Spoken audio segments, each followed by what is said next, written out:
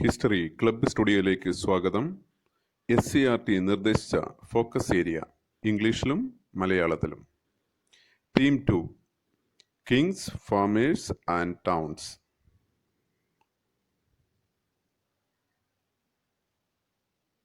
രാജാക്കന്മാരും കർഷകരും നഗരങ്ങളും. Focus area 1 rise of Magadha. First among the 16 Magadha.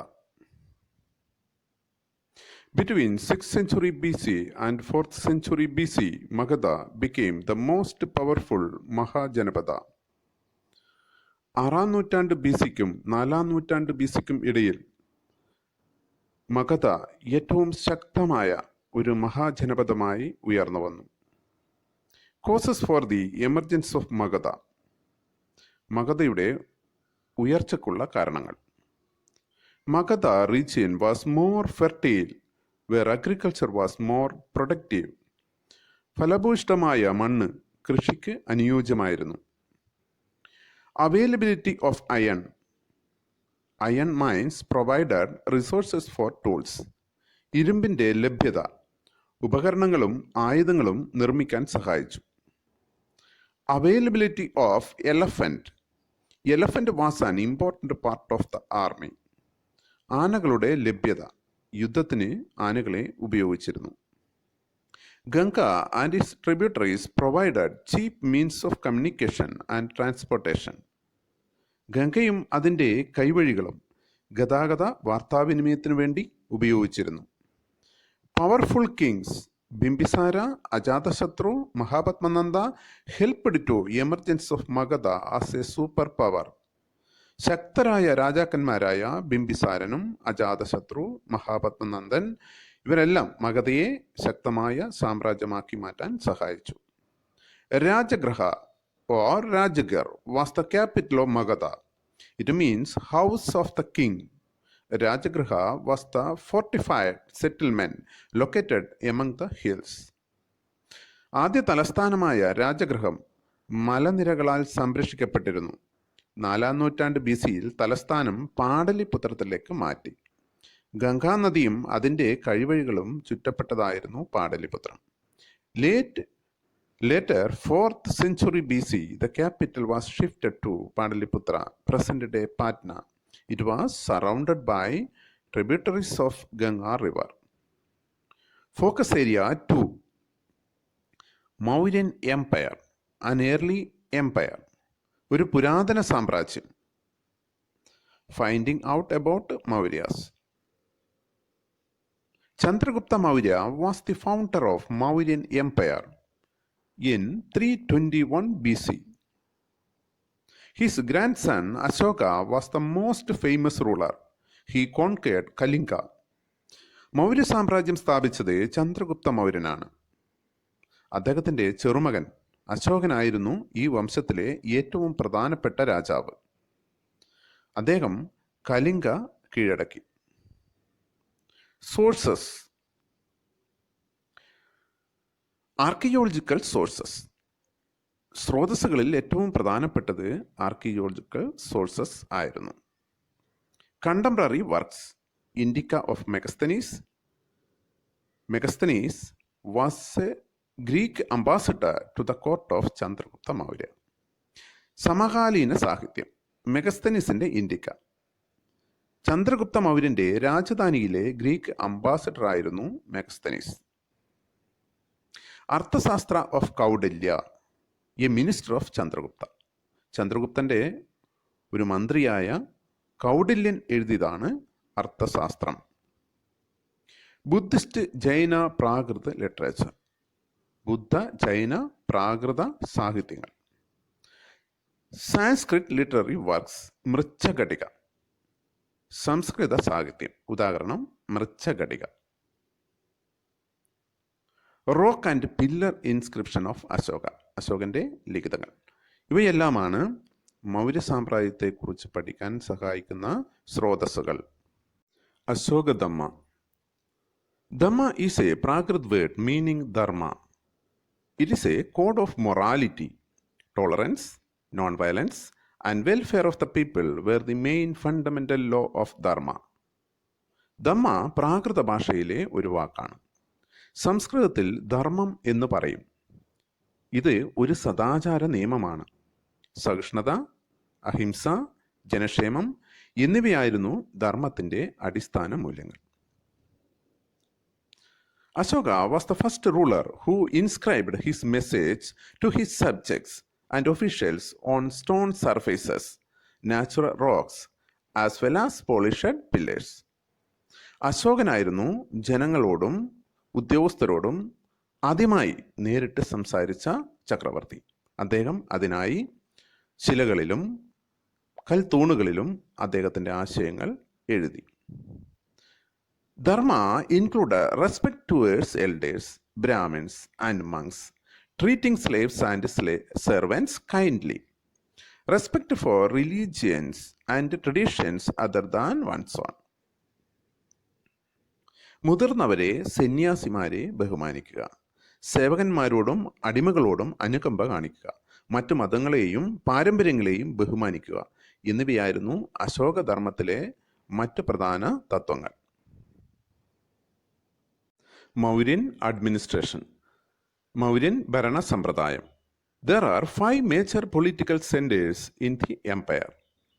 Maurya സാമ്രാജ്യത്തിൽ 5 പ്രധാനപ്പെട്ട രാഷ്ട്രീയ കേന്ദ്രങ്ങൾ ഉണ്ടായിരുന്നു. 1 പാടലിപുത്ര, ക്യാപിറ്റൽ, പാടലിപുത്രം തലസ്ഥാനമായിരുന്നു. 2 ടാക്സില, 3 ഉജ്ജയിനി, 4 ടോസലി, 5 സുവർണഗിരി. സുവർണഗിരി കർണാടകയിൽ ആയിരുന്നു. മൗര്യൻ ആർമി, മൗര്യൻ സൈനിക ഭരണം. Megasthenes mentioned a committee with 6 subcommittees for coordinating military activities. സൈനിക ഭരണത്തെക്കുറിച്ച് മെഗസ്തനീസ് പരാമർശിക്കുന്നുണ്ട്. ഒരു കമ്മിറ്റിയും അതിൻ്റെ 6 ഉപകമ്മിറ്റികളും ആയിരുന്നു സൈന്യത്തെ സജ്ജീകരിച്ചിരുന്നത്. 6 subcommittees. 1 looked after the navy. 2 managed transport and provisions.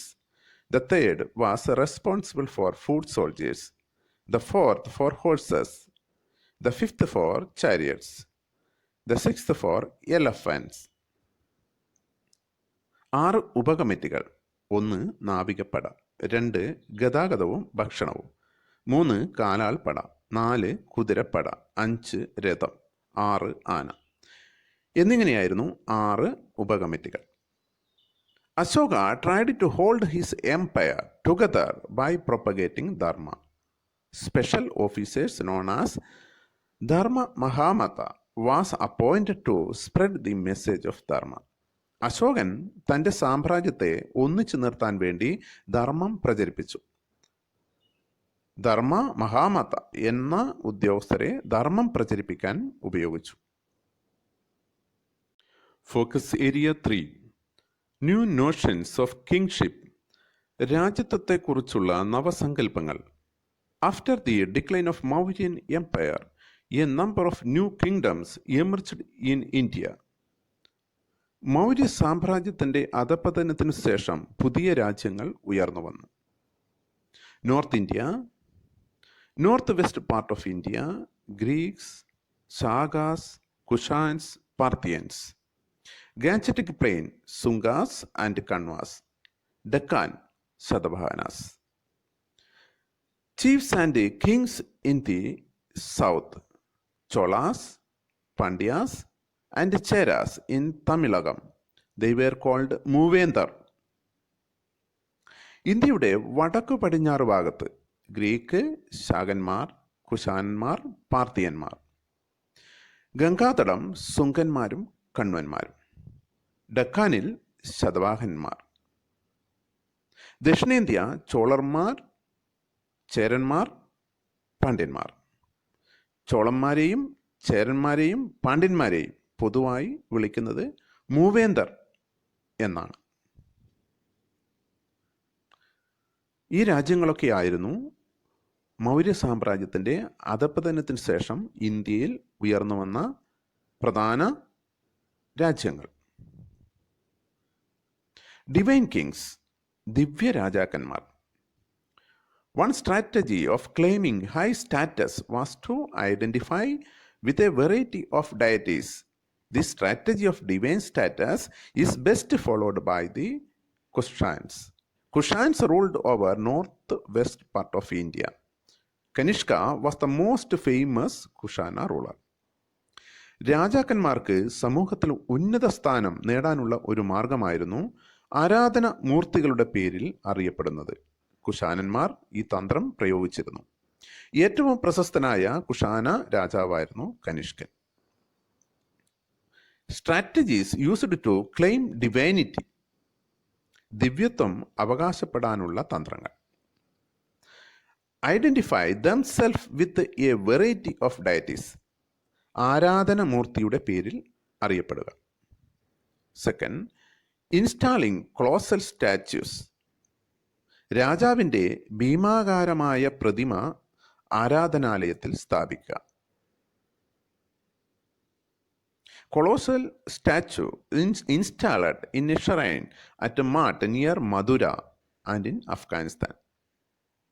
അഫ്ഗാനിസ്ഥാനിലും അതുപോലെ തന്നെ മധുരയിലെ മാട്ടിലും സ്ഥാപിച്ചിട്ടുള്ള ഭീമാകാര പ്രതിമകൾ ഇതിന് ഉദാഹരണമാണ്. Adopting high sounding titles, for example Devaputra, വലിയ സ്ഥാനപ്പേരുകൾ സ്വീകരിക്കുക, ഉദാഹരണം ദേവപുത്ര. പെർഫോമിംഗ് ഹ്യൂജ് സാക്രിഫൈസസ്, വലിയ യാഗങ്ങൾ സംഘടിപ്പിക്കുക. കമ്പോസിംഗ് പ്രശസ്തി, പ്രശസ്തികൾ രചിക്കുക. Four example Prayag Prashasti, also known as Allahabad pillar inscription, composed by Harisena, the court poet of Samudragupta. പ്രശസ്തികളിൽ ഏറ്റവും പ്രധാനപ്പെട്ടത് പ്രയാഗ് പ്രശസ്തിയാണ്. അലഹബാദ് സ്തംഭലിഖിതം എന്നറിയപ്പെടുന്നു. ഇത് എഴുതിയത് സമുദ്രഗുപ്തന്റെ സദസ്സിലെ കവിയായ ഹരിസേനൻ ആയിരുന്നു. Focus area 4, towns and trade, new cities. From 6th century CE onwards, several urban centers emerged in different parts of the subcontinent. Many of these were capitals of Mahajanapadas. പുതിയ നഗരങ്ങൾ. 6-ാം നൂറ്റാണ്ടോടുകൂടി Indian ഉപഭൂഖണ്ഡത്തിൽ പുതിയ നഗരങ്ങൾ ഉയർന്നു വന്നു.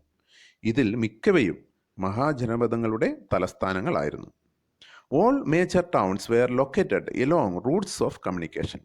Pataliputra on the banks of Ganga river. Ujjaini along land route. Puhar near the coast. Cities like Mathura were the centers of commercial, cultural and political activity. പ്രധാന നഗരങ്ങളെല്ലാം ഗതാഗത വാർത്താവിനിമയങ്ങളുള്ള സ്ഥലത്തായിരുന്നു സ്ഥിതി ചെയ്തിരുന്നത്. പാടലിപുത്രം ഗംഗാ നദീതീരത്ത്, ഉജ്ജയിനി കരയിലൂടെയുള്ള കച്ചവട മാർഗത്തിലായിരുന്നു, പുഹാർ തീരപ്രദേശത്തായിരുന്നു. മധുര പോലെയുള്ള നഗരങ്ങൾ സാംസ്കാരിക, രാഷ്ട്രീയ, കച്ചവട കേന്ദ്രങ്ങളായിരുന്നു. Urban population, elites and craft persons. King and elites lived in fortified cities. Wide range of artifacts have been discovered.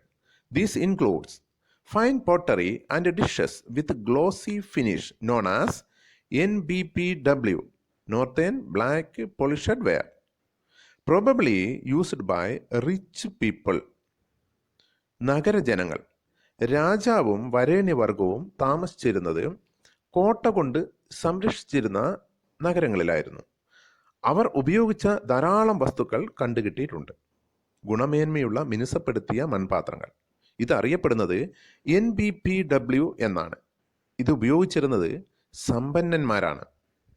By the 2nd century BC, we find short votive inscriptions in number of cities.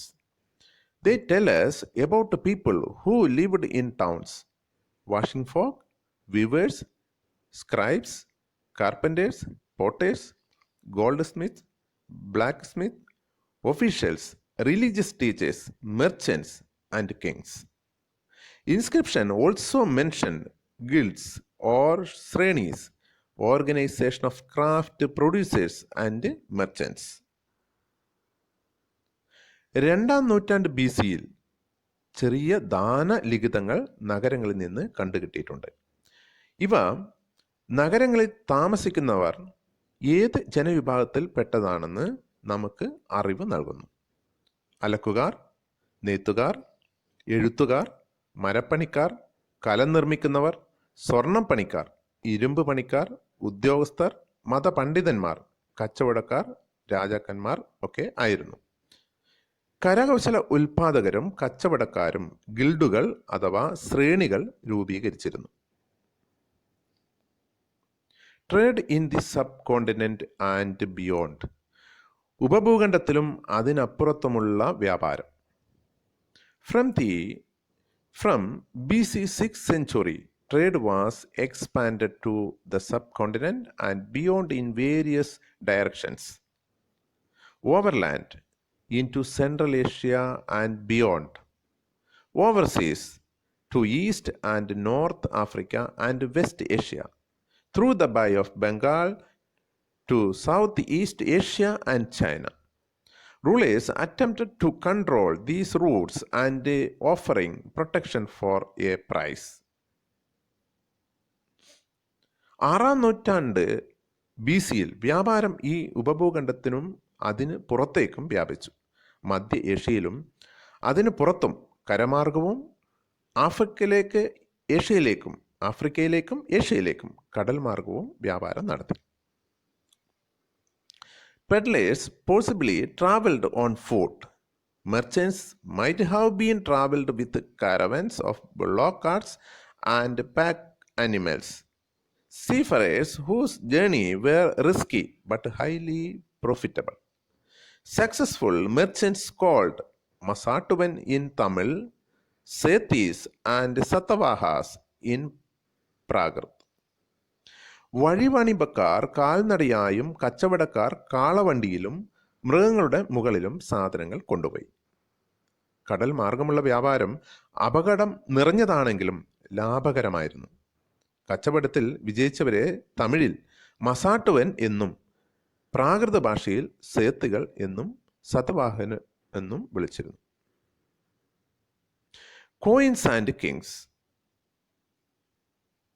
നാണയങ്ങളും രാജാക്കന്മാരും. With the introduction of coins, exchanges were smooth. The earliest mint and used coins were punch-marked coins made of silver and copper. The study of coins is called numismatics. The study of coins helped us to reconstruct commercial network and ruling dynasties. നാണയങ്ങളും രാജാക്കന്മാരും. നാണയങ്ങൾ നിലവിൽ വന്നതോടുകൂടി കൈമാറ്റ വ്യവസ്ഥ ലളിതമായി. ആദ്യകാല നാണയങ്ങൾ പഞ്ച് മാർക്ക് ചെയ്ത നാണയങ്ങളായിരുന്നു. സ്വർണം, വെള്ളി കൊണ്ടുള്ളവയായിരുന്നു ഈ നാണയങ്ങൾ. നാണയ പഠനത്തെ ന്യൂമിസ്മാറ്റിക്സ് എന്ന് വിളിക്കുന്നു. നാണയ പഠനം വ്യാപാര ശൃംഖലയെയും രാജവംശങ്ങളെയും നിർണ്ണയിക്കാൻ സഹായിക്കുന്നു. Coins were issued by kings, merchants, bankers, town people, tribal republic. Coins were also issued by tribal republic such as that Yaudaya of Punjab and Haryana, 1st century C. The first coins too bear the name and image of rulers were issued by Indo-Greeks. They controlled over northwest part of India, 2nd century BC. The first gold coins were issued by the Kushanas. നാണയങ്ങൾ പുറത്തിറക്കിയത് രാജാക്കന്മാർ, കച്ചവടക്കാർ, പണമിടപാടുകാർ, നഗരജനങ്ങൾ, ഗോത്ര റിപ്പബ്ലിക്കുകൾ. ഉദാഹരണത്തിന് പഞ്ചാബിലും ഹരിയാനയിലും 1-ാം നൂറ്റാണ്ടിൽ ഭരിച്ചിരുന്ന യൗദേയന്മാർ നാണയം പുറത്തിറക്കിയിരുന്നു. ആദ്യമായി രാജാവിൻ്റെ പേരും ചിത്രങ്ങളും നാണയത്തിൽ അച്ചടിച്ചത് ഇൻഡോ ഗ്രീക്കുകാർ ആയിരുന്നു. ആദ്യത്തെ സ്വർണ്ണ നാണയം പുറത്തിറക്കിയത് കുശാനന്മാരായിരുന്നു. From the 6th century onwards, circulation of coins reduced. There are two arguments regarding this issue. 6-ാം നൂറ്റാണ്ടോടുകൂടി നാണയത്തിൻ്റെ കൈമാറ്റം കുറഞ്ഞു വന്നു. ഇതിന് 2 കാരണങ്ങളാണ് ചൂണ്ടിക്കാട്ടുന്നത്. One argument is that with the collapse of Western Roman Empire, long-distance trade collapsed and it affected the prosperity of the state. ഒന്നാമത്തെ കാരണമായി ചൂണ്ടിക്കാട്ടുന്നത് Roman സാമ്രാജ്യത്തിൻ്റെ നാശം ദീർഘദൂര വ്യാപാരത്തെ ബാധിച്ചു എന്നാണ്. Another view is that new towns and network of trade emerged during this period. They also pointed out that though finds of coins of that time are fewer coins continued to mention in inscription and text. There are fewer finds because coins were in circulation rather than being hoarded. രണ്ടാമത്തെ കാരണമായി ചൂണ്ടിക്കാണിക്കുന്നത് പുതിയ നഗരങ്ങളുടെ ഉദയത്തോടു കൂടി പുതിയ കച്ചവട ശൃംഖലകൾ ഉണ്ടായി. ഈ കാലത്തെ നാണയങ്ങൾ കുറച്ചേ കണ്ടുകിട്ടിയിട്ടുള്ളൂ എങ്കിലും ഇതിന് കാരണം സൂക്ഷിച്ചു വെക്കുന്നതിനേക്കാൾ കൈമാറ്റം ചെയ്യപ്പെട്ടത് കൊണ്ടാണ് എന്നാണ് പറയപ്പെടുന്നത്. Focus area 5. The limitations of inscriptional evidence. ലിഖിത തെളിവുകളുടെ പോരായ്മകൾ. It has some technical limitations. First one, letters are very faintly engraved. ഇതിന് ചില സാങ്കേതിക പരിമിതികളുണ്ട്. ചിലപ്പോൾ അക്ഷരങ്ങൾ മങ്ങിയ നിലയിലായിരിക്കും. Second, inscription may be damages or letter missing. ലിഖിതങ്ങൾക്ക് കേടുപാടുകൾ സംഭവിക്കുകയോ അക്ഷരങ്ങൾ നഷ്ടപ്പെടുകയോ ചെയ്യാം. It is not easy to assure about the exact meaning of the words used in inscription, some of which may be specific to particular place or time. ലിഖിതങ്ങളിൽ ഉപയോഗിക്കുന്ന വാക്കുകളുടെ യഥാർത്ഥ അർത്ഥം മനസ്സിലാവണമെന്നില്ല. ചില വാക്കുകൾ പ്രത്യേക കാലത്തെയോ സ്ഥലത്തെയോ സൂചിപ്പിക്കാൻ ഉപയോഗിക്കുന്നതായിരിക്കാം. Several thousands of inscriptions have been discovered. Not all have been deciphered, published and translated. ആയിരക്കണക്കിന് ലിഖിതങ്ങൾ കണ്ടെടുത്തിട്ടുണ്ട്. എന്നാൽ എല്ലാം വായിച്ചെടുത്തിട്ടില്ല, വിവർത്തനം ചെയ്യുകയോ പ്രസിദ്ധീകരിക്കുകയോ ചെയ്തിട്ടില്ല. More fundamental problem is that politically or economically significance was not recorded in inscription. ഏറ്റവും വലിയ പ്രശ്നം ലിഖിതങ്ങളിൽ രാഷ്ട്രീയമോ സാമ്പത്തികമോ ആയ പ്രാധാന്യം രേഖപ്പെടുത്തിയിട്ടുണ്ടാവില്ല.